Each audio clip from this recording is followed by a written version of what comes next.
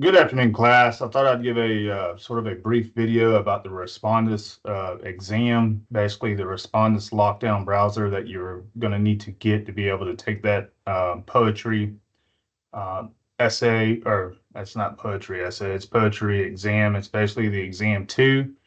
It is pretty much our Respondus lockdown browser event. I'm going to show you some videos about how you can go about finding the right app for your particular device. So we're going to get right into it. If you've taken any strictly online courses before for this college, you've probably have been familiar with Respondus because this is not a new thing. We've been doing this for at least over a year or so now. We used to use ProctorU, which is sort of similar. But if you are sort of new to the whole online environment, or if you need sort of a refresher, I can show you where everything is in your particular Blackboard course page. But we're going to start off just briefly with a couple videos, just to sort of give you a little bit of acquaint to the actual lockdown browser and what it is. So we will go ahead and do that here momentarily. Online exams offer a powerful way to assess students. But how do you know the right person is taking the exam? How do you keep the students from printing or emailing the questions to classmates? How do you prevent access to books, phones, or other devices? In short, how do you protect the integrity of online exams? The answer? Lockdown Browser and Respondus Monitor. With Lockdown Browser, students are locked into the exam until they submit it for grading. They can't print, capture screen content, go to other web pages, or access other applications during the exam. Lockdown Browser integrates seamlessly with your learning system, making it easy for both instructors and students. In proctored environments, such as testing centers or classrooms, Lockdown Browser provides all the security you need. But when students take exams from home or from the other side of the world, how do you ensure they're the right person and that they're not using inappropriate resources? That's where Respondus Monitor comes in. Respondus Monitor enhances Lockdown Browser through the use of a webcam and video recordings. Before the exam, a startup sequence makes sure the student's webcam and microphone are working properly. Then, the student might be asked to show identification, take a brief video of their environment, or review special instructions. The student is recorded during the exam, and afterward, an instructor can see detailed information such as the length of the exam and the student's grade. The instructor can also view thumbnails taken at random intervals. There's no need to watch each video from beginning to end. That's because Respondus Monitor is foremost a deterrent to cheating. Students feel less pressure to cheat when there's a level playing field, and that's what Respondus Monitor provides. Of course, if the instructor sees something amiss, the full video is always there for review. Instructors access Respondus Monitor from within their online course.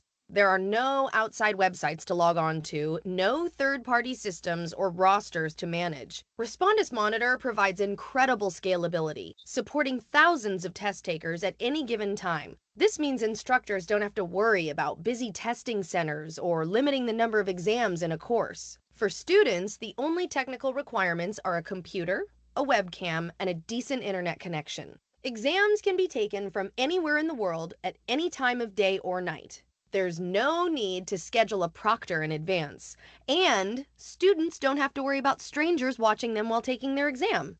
Over 700 universities and school districts use Lockdown Browser or Respondus Monitor.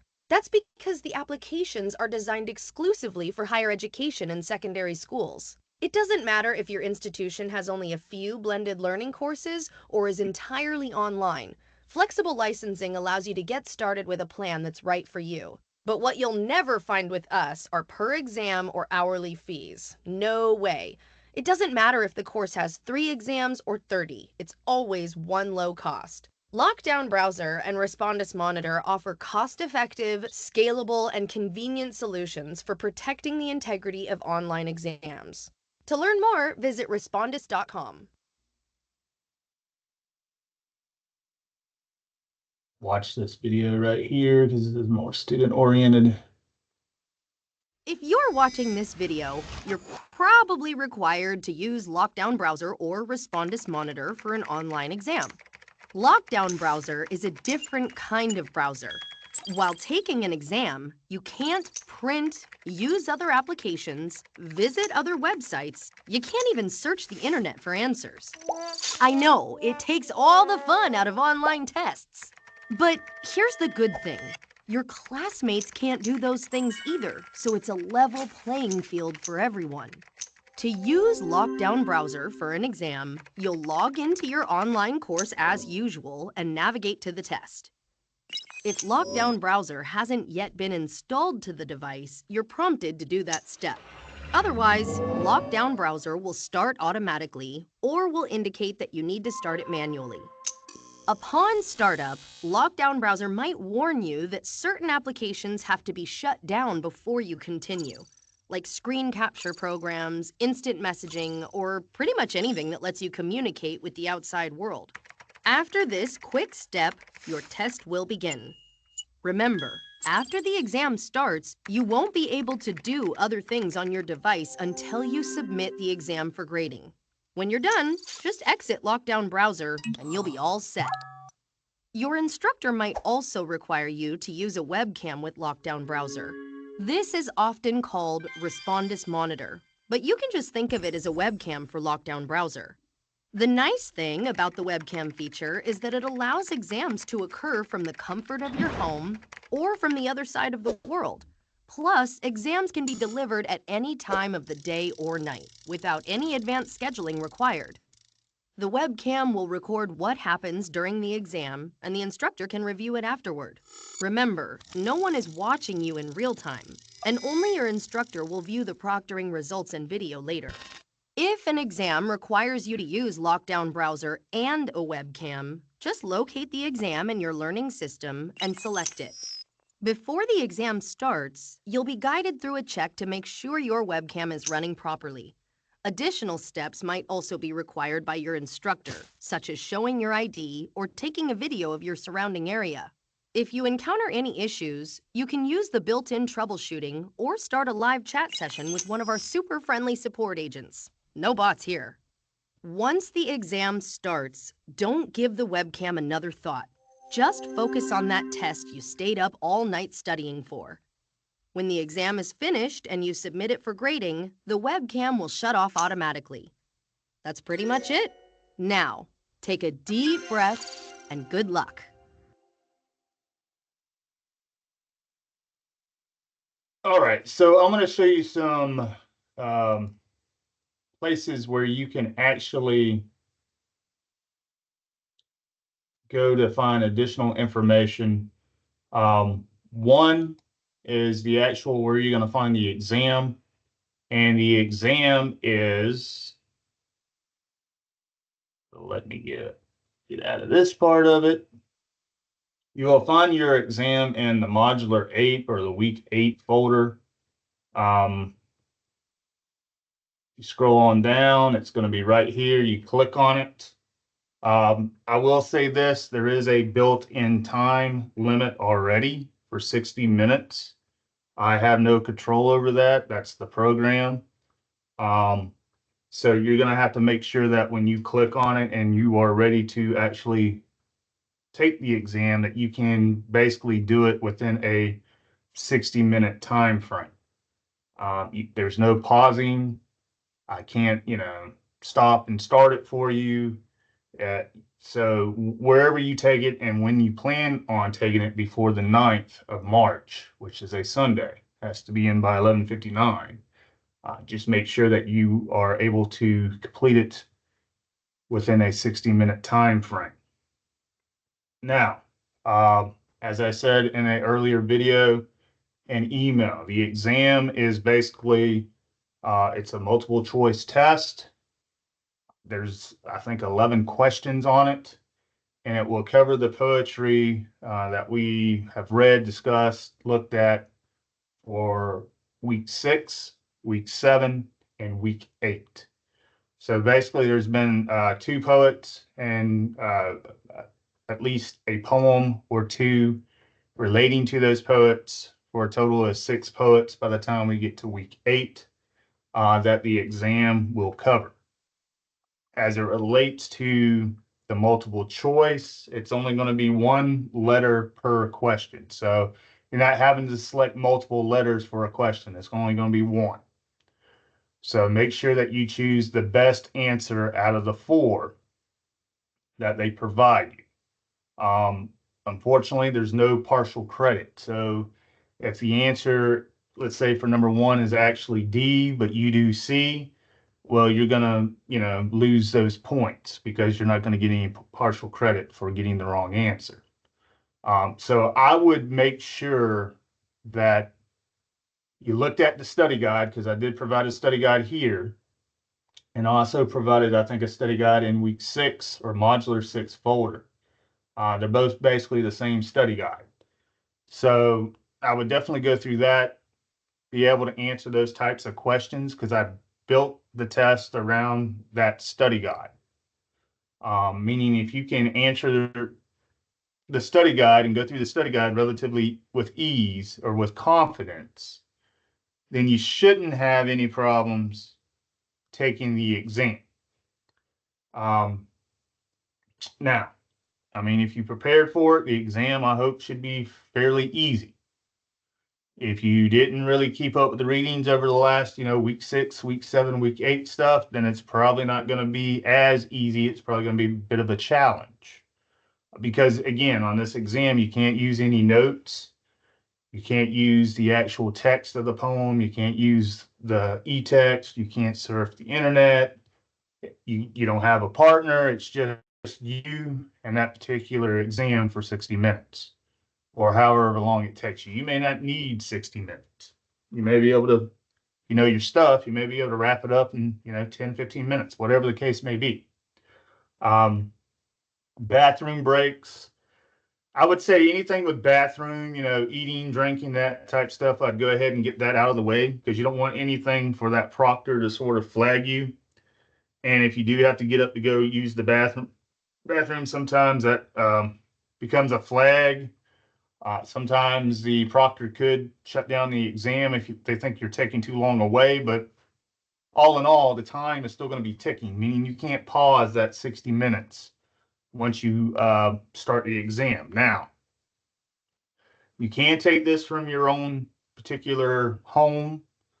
You can take it from a laptop. You can take it from a desktop. Just like the video said, you probably need to have stable internet connections. You need to have a stable computer device, a stable and working webcam. The mic may be optional, but I would make sure to possibly have that as well, just in case they need to sort of communicate with you. The thing about if you don't have that type of equipment, meaning your internet sort of comes and goes depending on which way the wind blows, even on a sunny day, then I would make the conscious decision to clear your schedule out during the week, either later this week or next week. Or even, because really, I mean, you got this week and then it's going to be due not this Sunday, which is the 2nd, but the following Sunday, which is the 9th. You can take this earlier, is basically what I'm getting at. You don't have to wait until it gets closer to the deadline. That's if you feel confident because you've looked at the study guide, you've read the poetry and stuff that needs to be read in weeks or modulars 6, 7, and 8. So you don't necessarily have to wait as it gets closer to March 9th to take this. If you feel confident, you could take it, tomorrow. But keep in mind, once you take it, that's your shot. So whatever grade that you get, you're going to have to kind of live with, because I can't go back and, restart it or redo it or clear it out. That's your grade. You made that decision to take it earlier. But you do have up until March 9th, Sunday, 11:59, to complete the exam. But what I was really getting at is, if you don't have the proper equipment, the web mic, you don't trust your internet or your computer is relatively slow, then what you need to do is make it a point to go to your closest Coastal Pines Technical College and use their testing center or library to take the exam. Now, Friday, Saturday, and Sunday, the colleges are closed. Generally, we are open for bit, and this is all the colleges. You may have to check your particular one that's closest to you just to confirm the time. But most colleges, most Coastal Pines colleges are open from 7:30 to 6 Monday through Thursday. I wouldn't wait until, 11 o'clock or 10:45 on Sunday, the March 9th to possibly take this just in case your time runs out because it's only going to give you 60 minutes. Or if you have some kind of computer issues, you want to get in contact with the tech support. From what that previous video showed, there is a email, there's a phone number, and there's like a little text or a chat bot. That's not really, it's a real person on the other end, but you can kind of communicate with them what's going on because really I have no control over what the program does.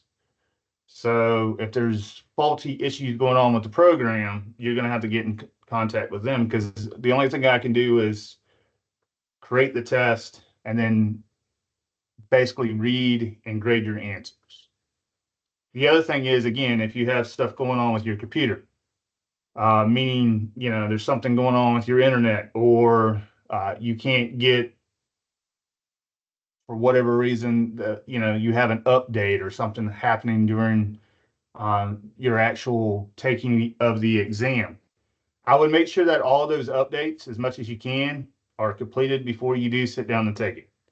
Because again, if you take the exam and 45 minutes in, if you need the 45 minutes, your computer starts going through this updating period where it needs to shut down or it shuts down automatically. Well, it's just going to cut you off of that test. And at that point, hopefully you saved whatever you saved because then I can at least grade that. But I can't go back in and like restart your whole exam because now you've already sort of seen the questions. And there could be a compromise. That's what the proctor on the other end would flag. There's a compromise to the test.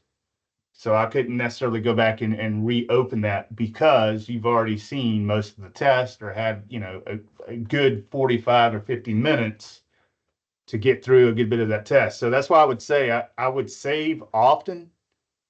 As it gets closer to that 60 minutes, I think about 50 or 55, you're going to see a little timer that's going to pop up and start counting you down. So again, I would only take the exam when you feel 100% ready, that you can do it in one setting, that you're not going to have any distractions, you're not going to have people running in and out of your room, you're not going to have a lot of communications with people from other rooms or telephones or cell phones or text messaging, because that's all going to be red flags. And you want to be careful of that. So you will find that in Modular 8.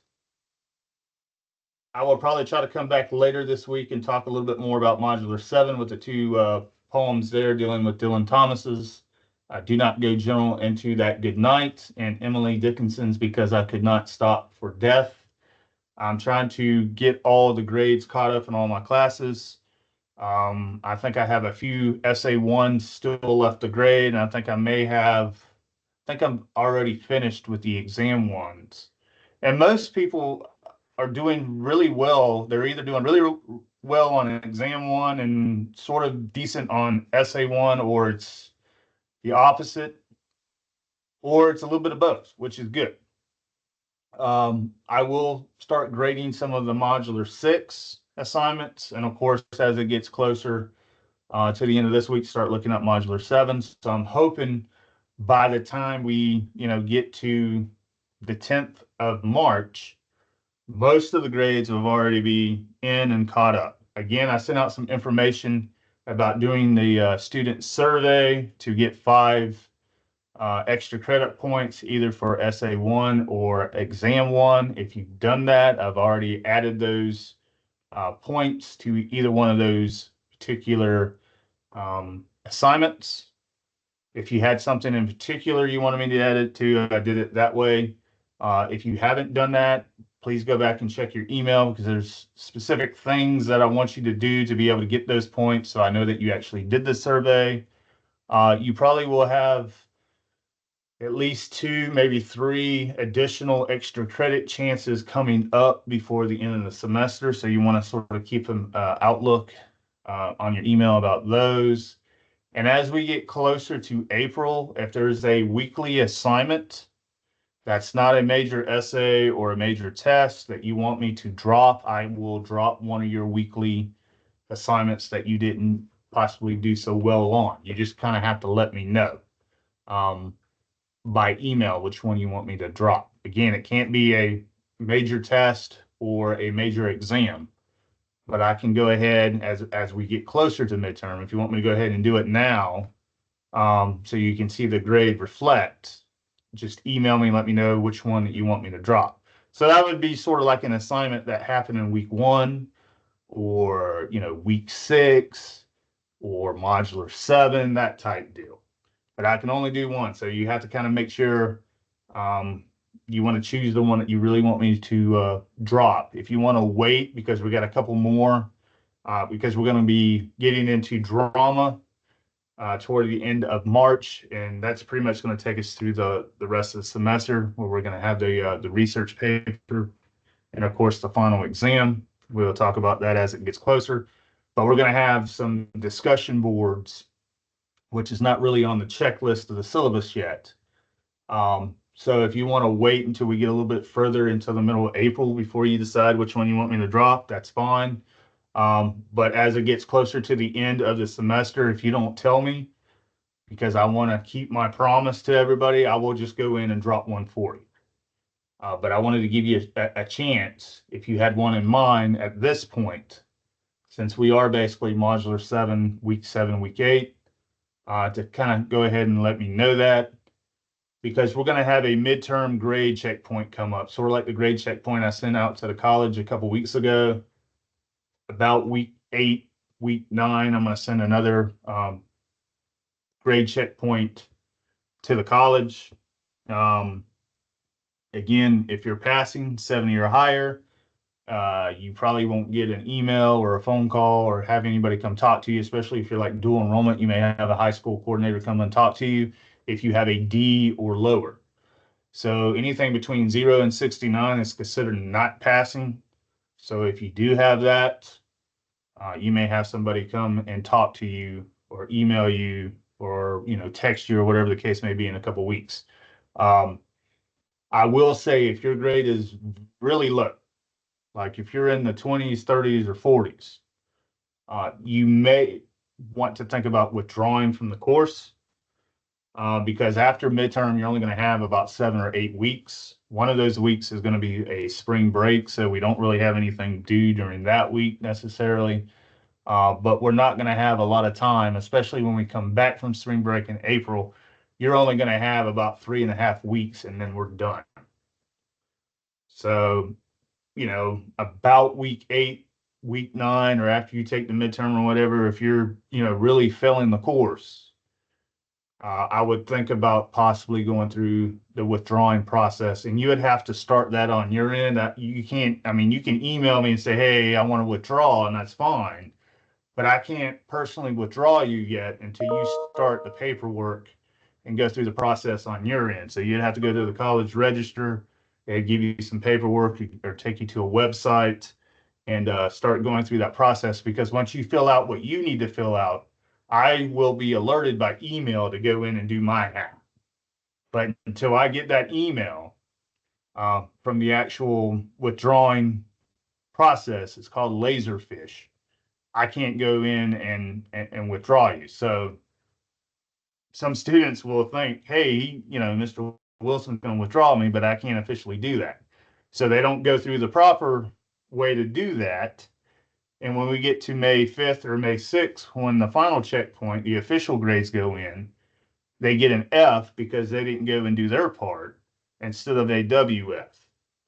So again, if you are thinking about withdrawing, and that's not just for this class, that's for all your classes. If you're dual enrollment, you probably have to talk to your high school coordinator and see what some of the options are as it relates to you on that end, but you'd still have to go through the Laserfish process. And I would have to receive that email from the college saying that, student X wants to drop. All right, so if you scroll on up, again, we're in your Blackboard page. If you click on the welcome, click here to start. There is some information about Respondus on your simple syllabus as well, but I think you'd get a good bit of benefit if you go here to where it says Respondus, LockDown, Browser, and Monitor. You click on it. It's going to be another video. We may watch this. Let me see. It could be sort of similar to what we've already seen. I'll go ahead and let it play out. Installing LockDown Browser on Chromebook. To install LockDown Browser, start the Chrome browser on your Chromebook. Go to the unique download link provided by your school. You will be redirected to the Chrome Web Store, where you can add the extension to the Chrome browser.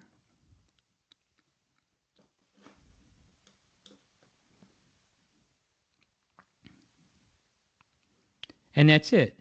You're now ready to take your exam in your school's LMS with the LockDown browser for Chromebook.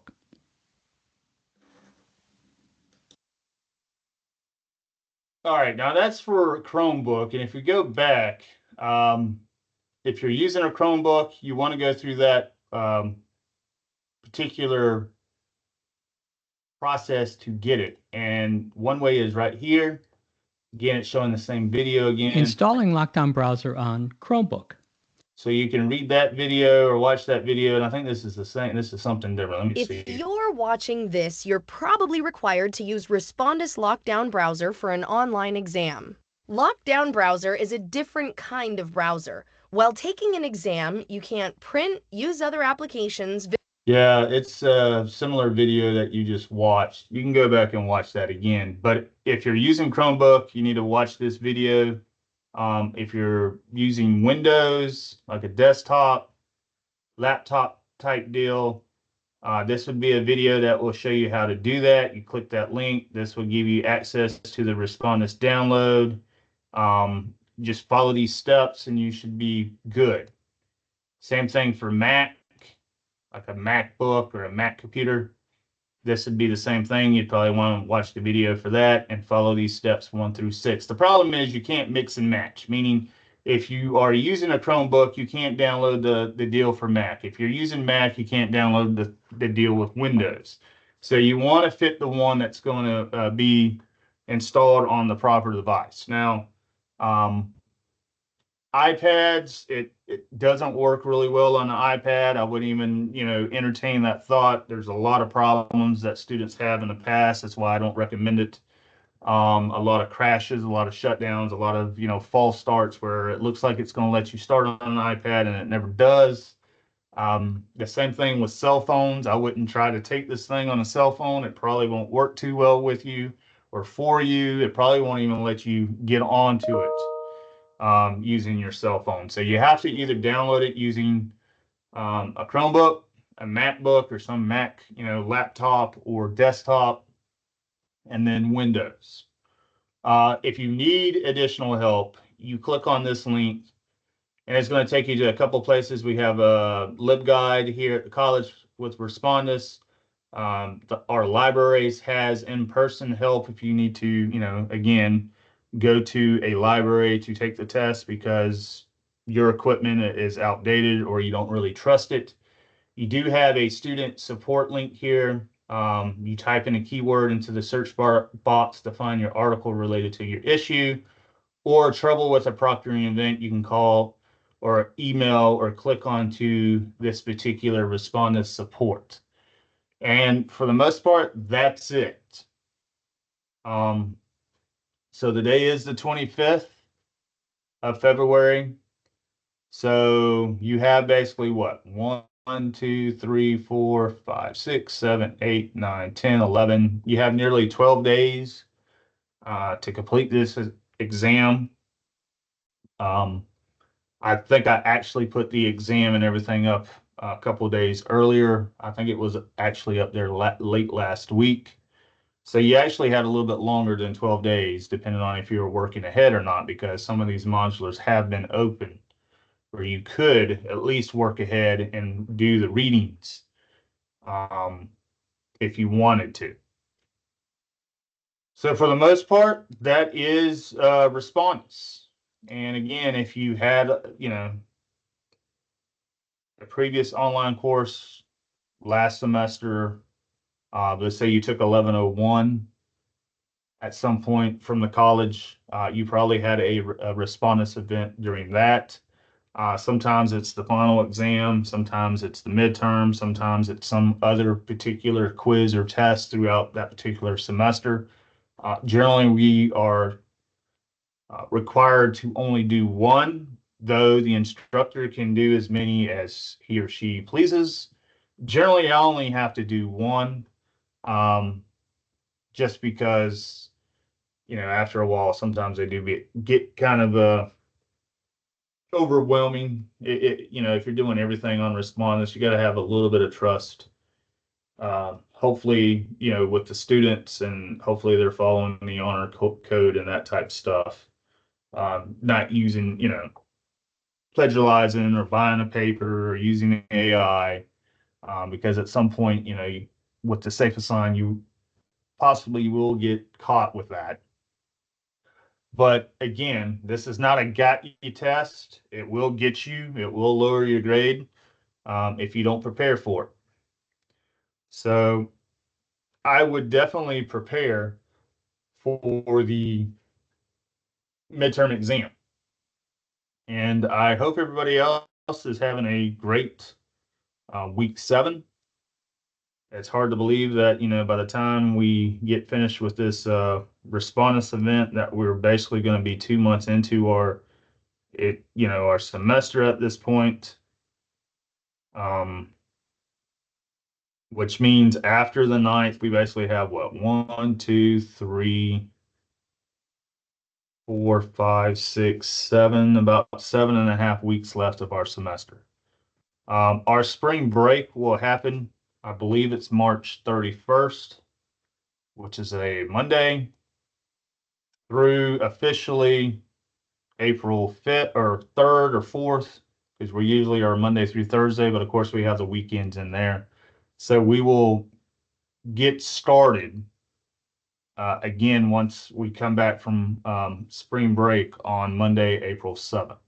So you may want to keep on of due dates as we get into the month of April. They may have changed a little bit since we're getting back in on a Monday of April 7th. Otherwise, um, please let me know if there's anything I can do to help you. Remember, when it comes to these weekly writing things, if you're having to do a writing assignment, you can, and I think I expressed this a couple weeks ago. If you have time and if you want me to look at a draft, you can email me your draft as a Word attachment, and I will try to get back to you as soon as I can to give you feedback. There's also, tutor.com. You can upload your stuff to them, just sort of kind of let them know what you're trying to do. And again, to find tutor.com, it's going to be in your welcome here, start here folder. And it's right here. You click on it and you follow the instructions that I ask you to do. Now, keep in mind, I think every student has about 10 hours. So you want to be, mindful of how much you do use it, because you can use it for other courses. It's not just for an English course. If you got a math course, you can use it for that.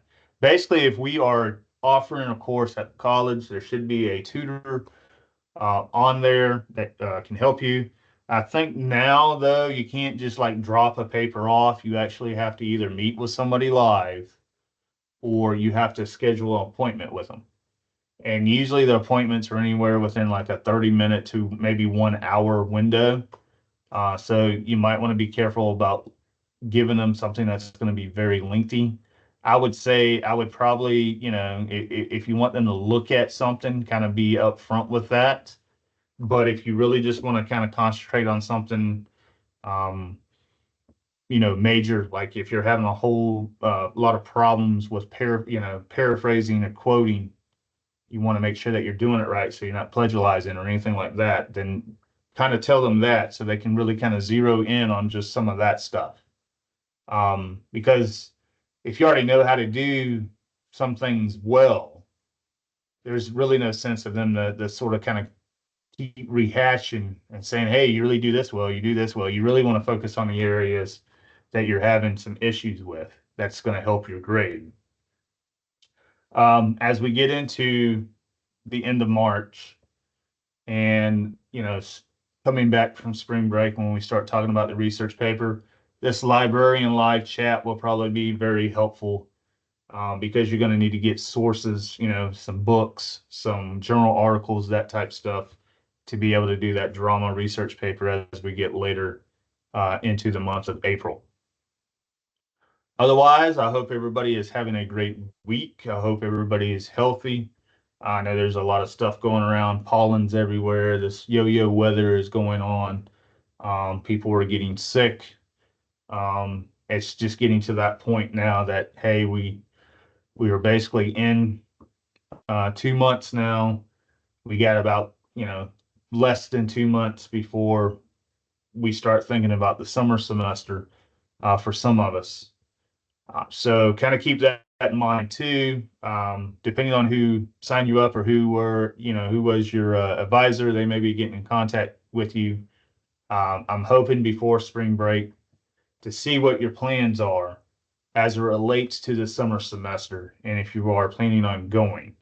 Now, the summer semester usually starts about the middle of May. Generally, they are 10 weeks in length. So keep in mind, they're real short, they're compressed. We do have several holidays throughout the summer break, so kind of keep that in mind as well.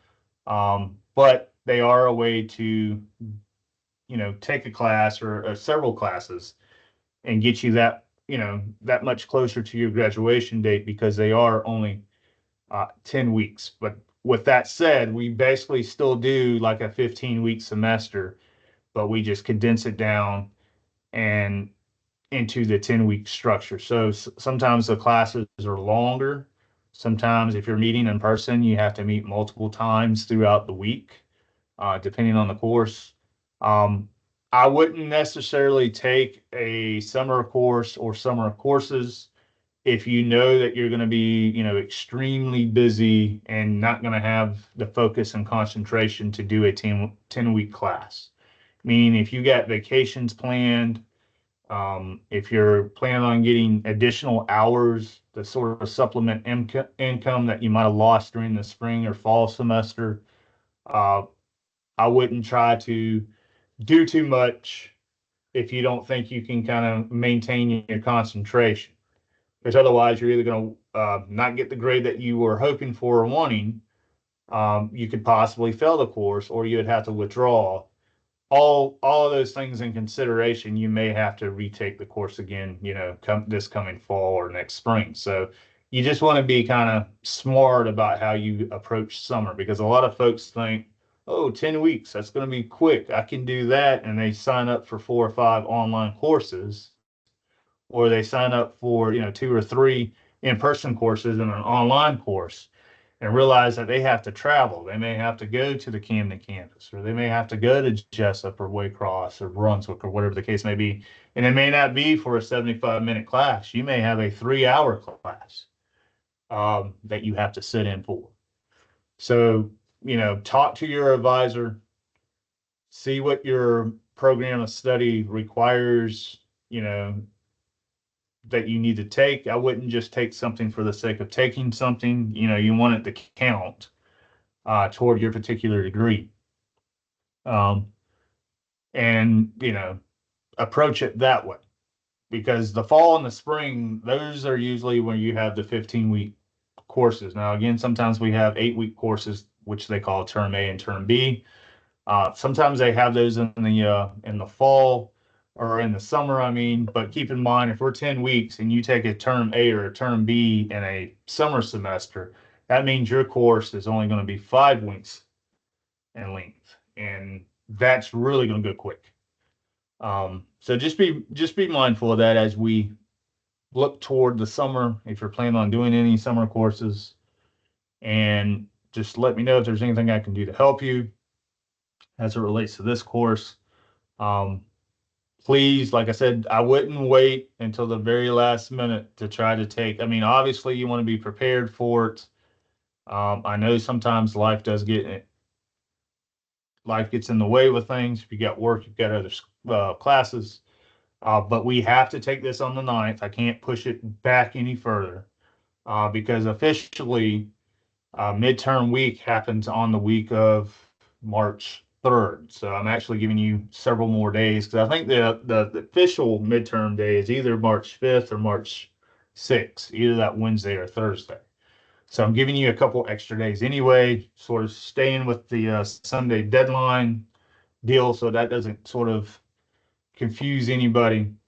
But I wouldn't, like I said, I wouldn't wait, 11:05 on a Sunday on the 9th at night to start taking this, especially when you don't know how the weather is going to be, how tired you're going to be. Like I said, there's a lot of illnesses going around. You don't want to get sick and then try to take this. So if you feel confident and you feel like you understand that you can actually take the exam within the 60 minutes and you can do so, and get a really good grade on it, you can go ahead and take this thing, tomorrow, this coming Sunday, after you turn in the Modular 7 assignment, if you want to do that. Again, that's up to you, but I wouldn't necessarily wait as it gets closer, because that's usually where people start panicking and freaking out and something happens. The other thing I was going to tell you, if the exam asks, or if the Respondus deal asks for a password, you downloaded the wrong device or app to your device. Because if you did it right on your end, the password's already built in. I don't know the password. I didn't create it. It's because Respondus created it. So I don't know, because it changes each time that a student logs in. So asking me for a password, not to try to be rude or anything, but it's going to be a waste of time, because if I don't know it, I don't know what to tell you, but to basically say, hey, you need to go back and uninstall the one that you downloaded and download the right particular app for your program. So again, you don't want to mix and match. You don't want to download the Respondus app for a Mac if you really need it for Windows or for Chrome. You want to make sure that you're downloading the Chrome Respondus app for Chrome. Because usually that's the only time it will ask you for a password, if you don't have the right Respondus LockDown browser on your particular device that it needs to be.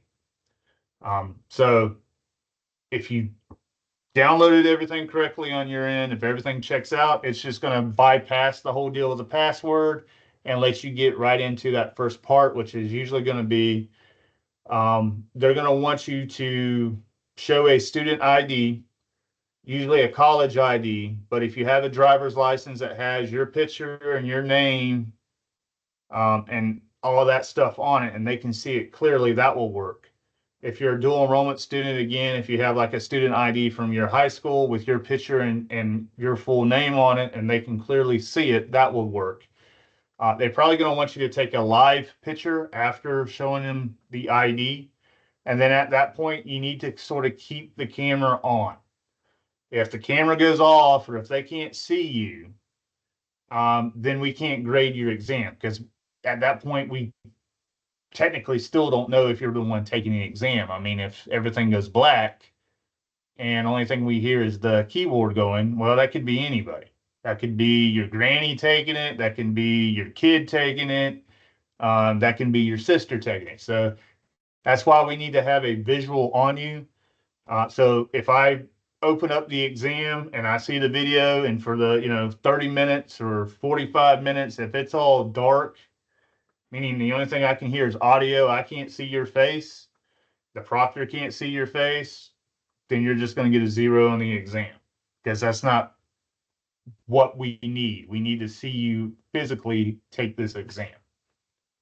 All right, I'm going to leave it at that. Good luck with the exam.